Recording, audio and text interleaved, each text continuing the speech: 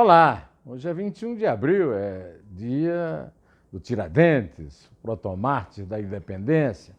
Na época do Império não era tão herói, né? Porque a família portuguesa que mandava no Brasil, né? O imperador Dom Pedro I, o imperador Dom Pedro II, o tratavam como inimigo da corte. Mas na República recebeu até uma espécie de efígie de Jesus Cristo, com aquela barba, que era muito difícil você imaginar que um alferes pudesse usar uma barba daquela. De qualquer maneira, é o dia do Tiradentes, dia de folga, mas eu estou aqui para dizer que o Bolsonaro não folga. O Bolsonaro não folga. O Bolsonaro é talvez o maior estelionatário eleitoral da história do Brasil. Eu não tive ainda a pachorra, como se diz no português, clássico, né, de colecionar as suas mentiras, as mentiras no governo do que ele prometeu na eleição. Aliás, o Nando Moura já fez isso muito bem, se eu não me engano, ele colecionou 40 mentiras e tem lá a relação no canal dele aqui no YouTube, né? Agora, eu acho que a verdade fundamental ele falou quando disse que ia destruir as bases do Estado brasileiro. Ele esqueceu de dizer do Estado de Direito, mas o que ele fez em 2 anos e 2 meses e meio, aliás, 3 meses e meio de gestão, foi um trabalho bastante persistente, coerente e competente de destruição do Estado de Direito no Brasil. Ele começa pelo desmonte, pelo desmanche dos progressos que o Brasil teve neste século no combate à corrupção. Eu quero lembrar que nos governos Fernando Henrique, Lula e Dilma, principalmente, o Brasil assinou muitos tratados internacionais que o obrigaram a combater a lavagem de dinheiro e o crime de colarinho branco. Esse trabalho foi coroado pela Operação Lava Jato, que há 5, 6 anos tem proporcionado uma grande devolução de dinheiro roubado aos cofres públicos e uma prisão bastante firme de vários dos maiores ladrões da República na política e no empresariado. Não foi só uma coisa que atingiu. O Bolsonaro pegou uma herança que já tinha começado no meio governo Temer, né, no Congresso, quando a articulação do Centrão pelo Eduardo Cunha possibilitou a aprovação na calada da madrugada da famosa lei do abuso da autoridade, que é o primeiro grande petardo contra a Operação Lava Jato. Ao longo desse tempo, o Bolsonaro tem sido coerente, principalmente através do seu príncipe herdeiro, o senador sonso, Flávio Bolsonaro, nessa destruição dos órgãos de fiscalização do Estado brasileiro que foram ganhando força nos últimos anos. Esse foi o caso do COAF, que ficou mudando de comando no regime dele. Aí. É o caso da Polícia Federal. O Sérgio Moro, quando pediu demissão do Ministério da Justiça e da Segurança Pública, denunciou a intervenção que o Bolsonaro estava querendo fazer, intervenção política na Polícia Federal. O Bolsonaro se demitiu, mas até hoje, 1 ano depois, mais até, ninguém tomou conta de verificar o óbvio, né? Porque ora, o Bolsonaro acaba de nomear Anderson Torres, ministro da Justiça e da Segurança Pública, que acaba de nomear o Paulo Maiorino, que está fazendo exatamente tudo que o Bolsonaro quer. Inclusive a perseguição aos governadores que são adversários políticos. Inclusive o uso da Polícia Federal na aplicação da Lei de Segurança Nacional, que é herança da ditadura de 64, dos militares, que o Bolsonaro tanto prestigia e homenageia. Agora, ele não ficou só nisso.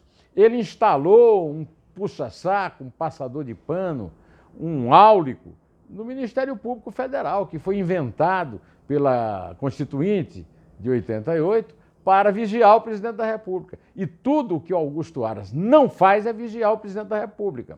Agora mesmo, por exemplo, ele deu ordens para uma subprocuradora bolsonarista para perseguir os governadores na questão do uso do dinheiro para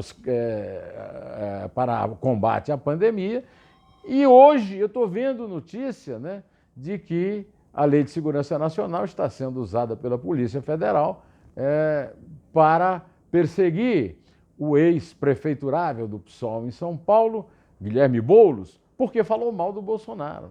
Há um grande movimento contra a Lei de Segurança Nacional, mas esse movimento até agora não surtiu efeito. O que surtiu efeito foi o controle dos órgãos, como o Ministério Público Federal, a Receita Federal, o IBAMA, né, tem o exemplo clássico do delegado da Polícia Federal no Amazonas, que tentou enquadrar o ministro Ricardo Salles, do Meio Ambiente, mas não conseguiu, foi demitido por causa disso, né?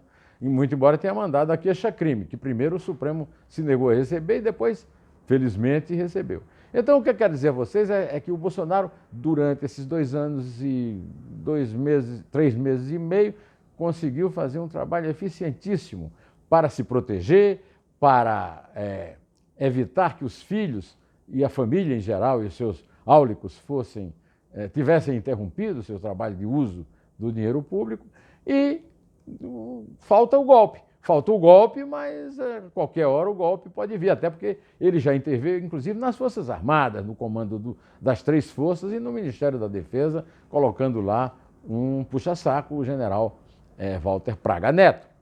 Pois bem, dentro desse clima todo, um grande favorecido é o Lula. E o Lula já se aproveitou, né, das últimas notícias do Supremo, né, do Supremo Tribunal Federal. O relator da Lava Jato, Edson Fachin, já higienizou a ficha suja do Lula. O Lula está dizendo que só vale para ele, que não deve mais interromper o processo de nenhum outro corrupto, né? Mas a verdade é que já está todo mundo aí, qualquer jurista sabe que não é bem assim, né?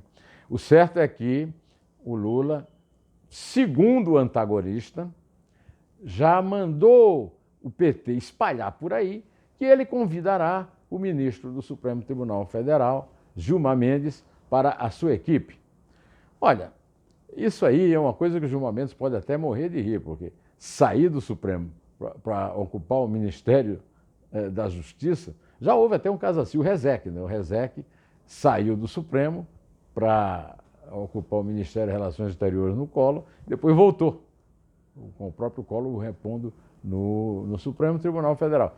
Mas eu não sei se com esse temperamento aí bastante conturbado do Bolsonaro, o Gilmar Mendes topava uma dessa, sendo que ele está muito bem cuidando do negócio dele, que é o Instituto de Direito Público, e com a sua oportunidade de ficar citando Max Weber em alemão nos votos do Supremo. Mas até, inclusive, o antagonista lembra que o que o Gilmar Mendes descobriu com o Lula foram afinidades eletivas, que é um dos meus livros favoritos, que eu li na minha juventude, em português, que eu não leio em alemão até hoje, né? do poeta Goethe, né? Pois então, o certo é que pega mal, né? Pega mal, mas o ministro Gilmar Mendes tira essa de letra. Mas o Lula não tem compaixão nem com os padrinhos, nem com os afilhados, nem com os protegidos, né? Bom, aliás, por falar em padrinho, afilhado e protegido, hoje também nós tivemos a notícia de que antes eu queria dizer que o ministro Gilmar Mendes realmente foi colocado por tucanos para evitar que tucanos fossem presos. Mas ele só brigou com a Polícia Federal, o Ministério Público Federal, particularmente com o grupo da Lava Jato, quando os tucanos começaram a ser atingidos pela Lava Jato, né? Então isso aí não foi bem afinidades eletivas, não, né? Foi interesses comuns. O inimigo do meu amigo é meu inimigo, né? Bom, Alexandre, nessa lógica, o Alexandre de Moraes, que era tucano, foi até pretendente a ser candidato a governador de São Paulo pelo PSDB, como secretário de Segurança Pública do governo tucano de Alckmin, ajudou a destrinchar rapidamente, como a polícia não costuma ser tão rápida, o episódio da invasão do telefone celular da mulher do então presidente Michel Temer. Com isso, mereceu ali um convite ao Ministério da Justiça e depois uma nomeação para o Supremo Tribunal Federal. Agora chegou a hora de retribuir, e o que é que ele fez? Ele tirou do juiz Marcelo Bretas, baseado na decisão do seu colega Edson Fachin, que tirou do Sérgio Moro a autonomia para condenar o Lula, tirou do Marcelo Bretas os casos de corrupção pelos quais foi acusado o ex-presidente Temer, que dizem que é uma espécie de conselheiro do Bolsonaro, inclusive com possibilidade de assumir o Ministério de Relações Exteriores no lugar do criticadíssimo,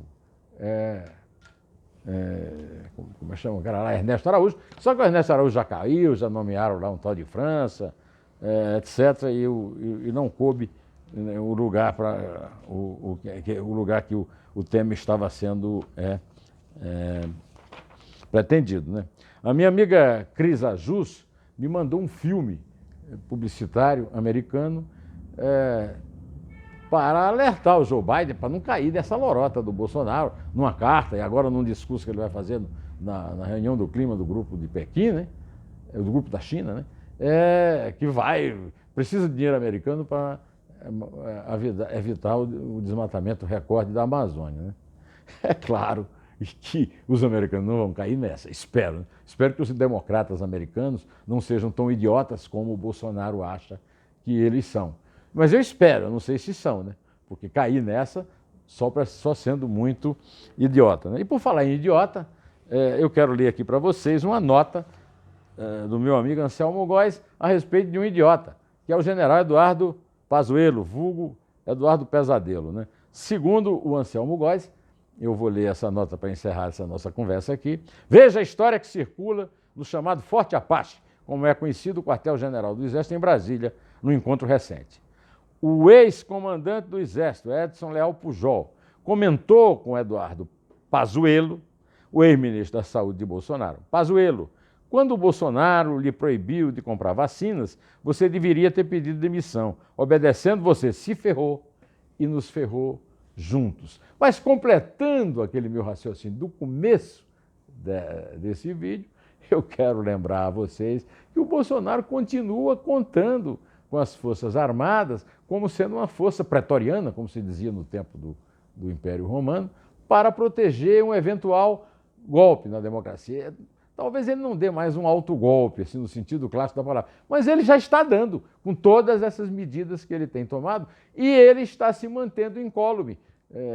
Os inúmeros pedidos de impeachment dormem na gaveta do Arthur Maia, né, presidente da Câmara, e não há nenhuma ameaça também no Senado sob o Rodrigo Pacheco, vulgo Placebo.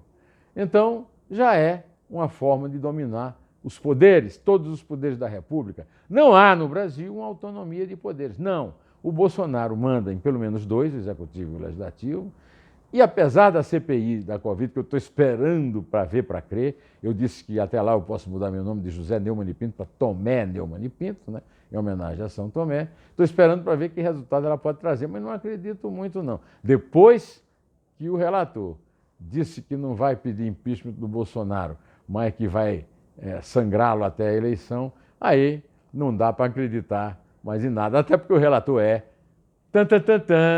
Renan Calheiros. Bom, vou ficando por aqui, porque mesmo em feriado é preciso ter uma hora que precisa terminar, né?